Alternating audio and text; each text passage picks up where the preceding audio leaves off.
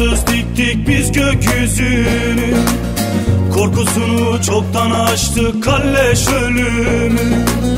Bir sonsuzluk ülkesine verdik bu seri, sonunu getirmek için hain zulümü.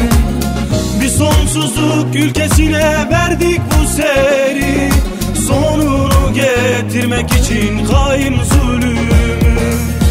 Yad et, yad et, yad et, yad et, yad et, yad et, yad et, yad et, yad et, yad et.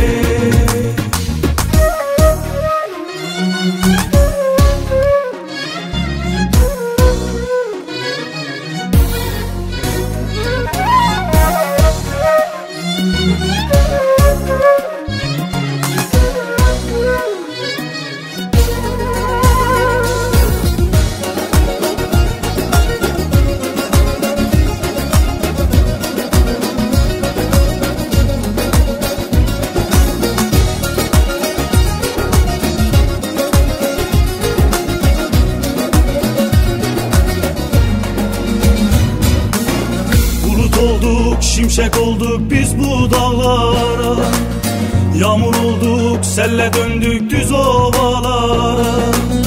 Aktığımız vadilere çiçekler verdik, üç renk ile yükseldik biz güneşlere. Aktığımız vadilere çiçekler verdik, üç renk ile yükseldik biz güneşlere. Yad et, yad et, yad et, yad et, yad et, yad et, yad et, yad et, yad et, yad et.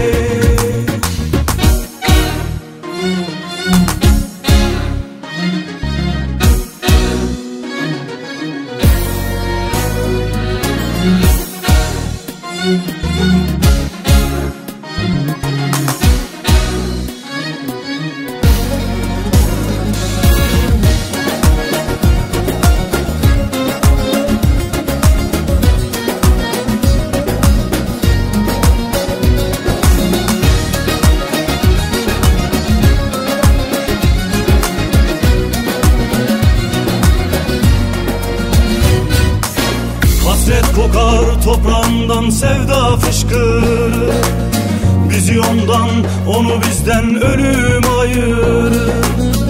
Ama bir gün bu sonsuzluk ülkesinde biz özgürlüğü haykırmadan ölmeyeceğiz. Ama bir gün bu sonsuzluk ülkesinde biz özgürlüğü haykırmadan ölmeyeceğiz. Yad et, yad et, yad et, yad et, yad et.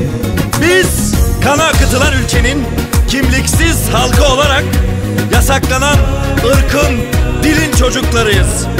Yarınlara sesleniyoruz. Yaşasın ezilen halkların kardeşliği. Hayallerinde yaşadığımız gökkuşağının renklerinde bir ülke kuracağız. Barışa, özgürlüğe, kardeşliğe koşacağız. Kardeşliğe koşacağız.